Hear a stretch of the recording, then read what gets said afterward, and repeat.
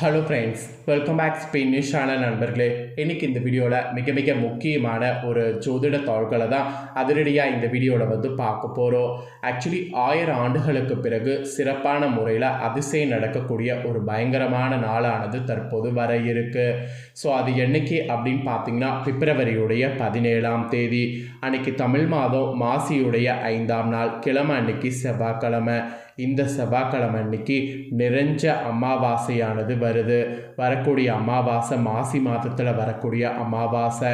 இந்த அமாவாசை தான் பெரிய அமாவாசை என்று அழைக்கப்படும். இந்த அமாவாசையை முன்னிட்டு கிரகங்களால் நிறைய யோகங்கள் உருவாகிற மாதிரி ஒன்றோடு ஒன்று சேருது. அதனால் இந்த மாதத்தில் வரக்கூடிய அமாவாசைக்கு பிறகு ஒவ்வொரு ராசிக்காரங்களுக்கும் தலையெழுத்து மாறும். அதில் மிதுன ராசிக்காரங்களுக்கு என்ன மாதிரி தலையெழுத்து மாறும் அப்படிங்கிறத இந்த வீடியோவில் ஷேர் பண்ண போகிறேன். ஸோ மிதுனம் ராசியில் பிறந்த நேயர்கள் உங்கள் ராசிக்கு என்ன மாதிரி தலையெழுத்து மாறும் அப்படிங்கிறத தெரிஞ்சு அதற்கேற்ப நடந்து பலன் பெறுங்க. அதே போல் இந்த அமாவாசையில் கிரகங்களால் யோகங்கள் உருவாகிறது மட்டும் இல்லாமல் இந்த அமாவாசை மிகவும் சக்தி வாய்ந்த ஆன்மீக ரீதியாக ரொம்ப முக்கியமான அமாவாசைங்கிறதுனால ஒரு சில பரிகாரங்களும் செய்யணும். ஸோ இது சாஸ்திரத்தில் குறிப்பிடப்பட்டிருக்கு. அதனால் சாஸ்திரத்தில் குறிப்பிடப்பட்டதற்கேற்ப மிதுன ராசிக்காரங்க இந்த அமாவாசையில் செய்ய வேண்டிய பரிகாரமும் சொல்ல போகிறேன். ஸோ இந்த ஒரு வீடியோவை மிதுன ராசிக்காரங்க ஸ்கிப் பண்ணாமல் ஃபுல்லாக பார்த்திங்கன்னா உங்களுக்கான பரிகாரங்கள் பலன்கள் எல்லாமே தெரிஞ்சு பயன்பெற முடியும். ஆக்சுவலி மாசியில் வரக்கூடிய அமாவாசை தான் மகா பெரிய அமாவாசை என்றும் மயான கொள்ள அமாவாசை என்றும் அழைக்கப்படும். இந்த அமாவாசையில் அங்காளம்மன் கோவிலில் திருவிழாக்கள் அப்படியே பயங்கரமாக நடைபெறும். ஸோ இப்பேற்பட்ட இந்த அமாவாசையில் உங்கள் ராசிக்கு என்ன பலன் கிடைக்குங்கிறத ஃபஸ்ட்டு கிரக ரீதியாக பார்க்கலாம். அதே போல் இந்த மாசி மாதமே ஒரு ஆன்மீக மாதம் என்று சொல்லலாம். ஸோ எந்த அளவுக்கு சிறப்புகள் இருக்குது அப்படிங்கிறதையும் சொல்கிறேன், அதையும் தெரிஞ்சுக்குங்க. ஆக்சுவலி மிதுன ராசிக்காரங்களுக்கு வச்சு செய்கிற மாதிரி கிரகங்கள் ரொம்பவே உக்ரமாக இந்த அமாவாசையில் அமைஞ்சிருக்கு.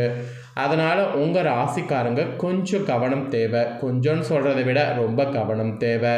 ஸோ என்ன மாதிரிலாம் கவனமாக இருக்கணும் அப்படிங்கிறத வீடியோவை ஃபுல்லாக பார்த்து தெரிஞ்சு பலன் பெறுங்க. 2026 ஆண்டில் தை மாதம் நிறைவடைந்து பிப்ரவரி 3ஆம் தேதி மாசி மாதமானது பிறந்துருச்சு. பிறந்த ஃபஸ்ட்டே மாசி மாதத்தில் அமாவாசையானது வருகிறது. இதில் மிதுன ராசிக்காரங்களுக்கு கிடைக்கக்கூடிய பலன்கள் பரிகாரங்கள் வழிபாடு செய்ய வேண்டிய தெய்வங்கள் குறித்து ஜோதிடர்கள் சில தாள்களை குறிப்பிட்டிருக்கிறாங்க. அதை தான் இந்த வீடியோவில் விரிவாக உங்களுக்கு ஷேர் பண்ண போகிறேன்.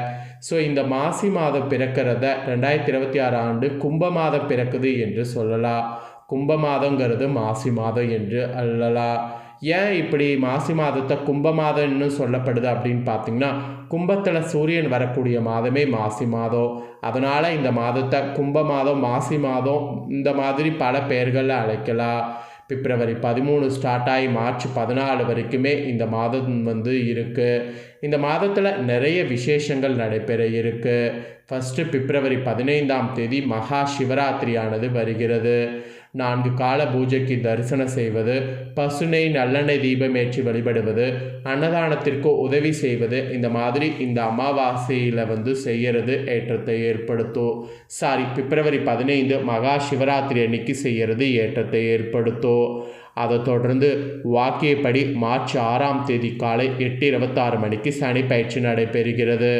அப்புறம் பிப்ரவரி 17ஆம் தேதி மாசி அமாவாசை அன்னைக்கு மயான கொள்ள அனைத்து அங்காளம்மன் கோவில்களையும் நடைபெறும். அதுக்கப்புறம் மார்ச் 3ஆம் தேதி சந்திர கிரகணம் மாலை 3:30 மணி முதல் 6:47 வரை கிரகணம் நடைபெறும். ஸோ இந்த மாதிரி மாசி மாதத்தில் நிறைய சிறப்பு சம்பவங்கள்லாம் இருக்குது. இந்த காலகட்டத்தில் விரதம் வழிபாடு செய்வது நன்மை தரும். இதை தொடர்ந்து மாசியில் மாசி மகம் நடைபெறும். கும்பத்தில் சூரியன் இருந்து தன் சொந்த வீட்டை பார்ப்பார். இந்த மாதத்தில் நடக்கக்கூடிய இந்த அமாவாசையினால் கிரகங்களால் விஷயங்கள் நிறைய இருக்குது. ஸோ அது பஞ்சாங்கத்தில் கூறப்பட்டிருக்கு. அந்த வகையில் இந்த மாசி அமாவாசையில் உங்கள் ராசினருக்கு கிடைக்கக்கூடிய பலன்கள் பரிகாரங்கள் சொல்ல போகிற அதை தெளிவாக இந்த வீடியோவில் தெரிஞ்சு மிதுன ராசிக்காரங்க பயன்பெறுங்க. மிதுன ராசிக்காரங்களுக்கு இந்த மாசி அமாவாசையிலிருந்து பயணங்கள் சமயத்தில் உங்களை பற்றி மற்றவர்களிடம் தேவையில்லாதவை பற்றி பகிர்ந்து கொள்வதை தவிர்த்து கொள்வது நல்லது. அதாவது நீங்கள் பயணம் செய்யக்கூடிய சமயத்தில் உங்களை பற்றி மற்றவர்களிடம் தேவையில்லாதவை பற்றி பகிர்ந்து கொள்வதை தவிர்ப்பது நல்லது என்பது சொல்லப்படுது. அதோடு பேருந்துகள் ரயில்களில் பயணம் செய்யும்போது கவனமாக இருக்க வேண்டும். மற்றவர்கள் கொடுக்கக்கூடிய உணவுகளை சாப்பிடுவது, தேவையில்லாதவற்றை பற்றி பேசுவது, இந்த மாதிரியெல்லாம் தவிர்த்து கொள்வது நல்லது. பெரிய அளவுக்கு வெற்றிகளை கொடுக்கக்கூடிய காலகட்டம் இந்த காலகட்டம் உங்களுக்கு இருக்குது. அதை நீங்கள் அனுபவிக்கிறதுக்கு நான் சொன்ன மாதிரி தேவையில்லாதவற்றி பேசுவது, செயல்படுவது இதெல்லாம் தவிர்த்துக்கிறது இந்த அமாவாசையிலிருந்து உங்களுக்கு நல்லது. நிறைய விஷயங்களில் நன்மைகள் ஏற்பட அதுதான் வழி. நீங்கள் செய்யக்கூடிய காரியங்கள் எல்லாமே தடைகள் ஏற்படுவதற்கு வாய்ப்பு இருக்குது. காரிய சித்தி மாலை, விநாயகர் வழிபாடு இதெல்லாம் நீங்கள் செய்வது நன்மை தரும். அப்புறம் பெற்றோர் பெரியோர் ஆரோக்கியத்தில் மிகுந்த கவனமாக இருக்க வேண்டும். அதோடு இரத்த அழுத்தம் தொடர்பான விஷயங்களில் மிகுந்த கவனமாக இருக்க வேண்டும். நவக்கிரகங்களில் இருக்கக்கூடிய குரு வழிபாடு செய்திங்கன்னா ஏற்றத்தையும் கொடுக்கும். இந்த மாதிரி ஆரோக்கிய பிரச்சனைகளையும் சரியாக்கும். அதிக இரத்த அழுத்தம், குறைந்த இரத்த அழுத்தம், ஹீமோக்ளோபின், ஹார்மோனல் இம்பேலன்ஸ் போன்ற பிரச்சனைகளில் இந்த அமாவாசையிலிருந்து ஏற்பட வாய்ப்பு இருக்குங்கிறதுனால உங்கள் ராசிக்காரங்க மிகுந்த கவனமாக இருப்பது நல்லது. மிதுன ராசினருக்கு திடீரென வயிறு தொடர்பான பிரச்சனைகளும் ஏற்படும். வாகனத்தில் செல்லும்போது மிகுந்த கவனத்தோடு பயணிக்க வேண்டும். உரிய விதிமுறைகளை கடைபிடிப்பது நல்லது. எதிலுமே கவனம் தேவை என்பது உடல் ரீதியாகவும் அப்புறம் உணர்வு ரீதியாகவும் உங்களுக்கு சொல்லப்படுது. உத்தியோகத்தில் இருப்பவங்க மேலதிகாரிகள் விஷயத்தில் மிகுந்த கவனமாக இருப்பது நன்மை பயக்கும். தொழில் வியாபாரம் உத்தியோகம் படிப்பு ரீதியாக நிறைய பிரச்சனைகள் ஏற்படும். தேவையில்லாத விஷயங்கள் செய்வதை தவிர்ப்பது நல்லது. தொழில் ரீதியாக அதிக கவனமாக இருக்க வேண்டும். பம்பை விலை கொடுத்து வாங்காமல் இருப்பது நல்லது. எல்லா விஷயங்கள்லையுமே அப்போ தான் ஏற்றங்கிறது உங்களுக்கு உண்டாகும். இதில் என்ன ஒரு ஸ்பெஷல்னால் இந்த அமாவாசையிலேருந்து புதிய அறிமுகம் உங்களுக்கு கிடைக்கும். யோக பலன்கள் அதிக அளவில் கிடைக்கும். புதிய அறிமுகத்தால் அதீத கவனம் தேவை. மேல் அதிகாரிகள் உடன் பணியாற்றுபவர்களிடம் தேவையில்லாத வம்பு வழக்குகளை வைத்து கொள்ளாமல் இருப்பது நல்லது. அரசு துறை அரசியல்வாதிகளோடு எச்சரிக்கையாக இருப்பது நல்லது.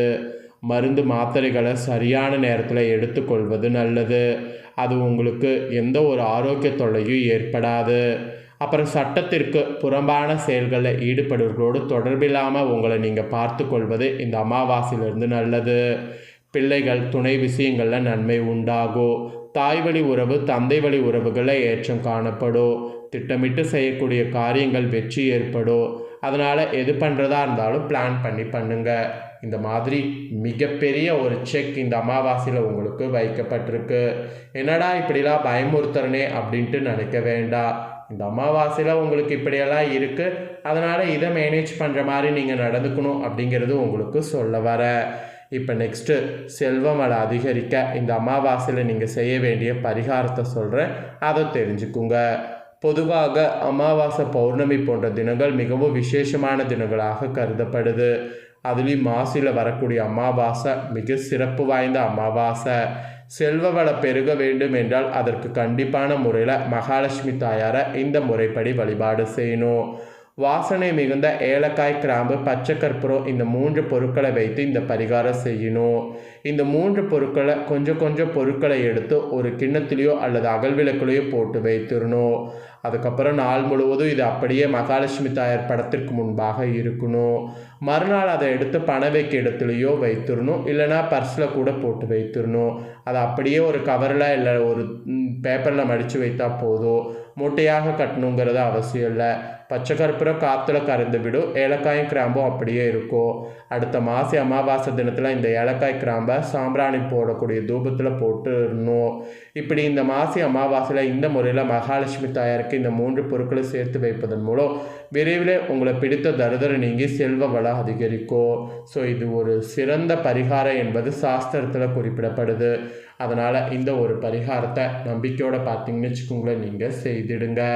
ஸோ இந்த வீடியோவை இப்போ நீங்கள் ஸ்கிப் பண்ணாமல் பார்த்துருந்தீங்கன்னா உங்களுக்கு ஒரு ஐடியா கிடைச்சிருக்கோ. கிடைச்ச ஐடியாக்கேற்ப செயல்படுங்க.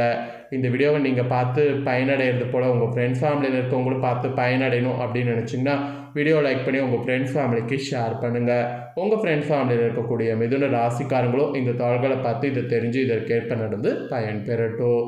இதே போல் புதிய தாள்களை தெரிந்து கொள்ள மறக்காமல் நம்ம சேனலை சப்ஸ்கிரைப் பண்ணுங்கள். கூட பெல் பண்ண ப்ரெஸ் பண்ணுங்கள். அது நீங்கள் பண்ணிட்டீங்கன்னா இனி நான் போகிற மற்ற அப்டேட்டான எல்லா வீடியோஸும் உடனுக்குடனே தெரிந்து கொள்ளலாம். ஸோ மறக்காமல் பண்ணுங்கள். நெக்ஸ்ட் இதே போல் சுவாரஸ்யமாக வேறொரு வீடியோவில் உங்களை சந்திக்கிறேன். நன்றி, வணக்கம்.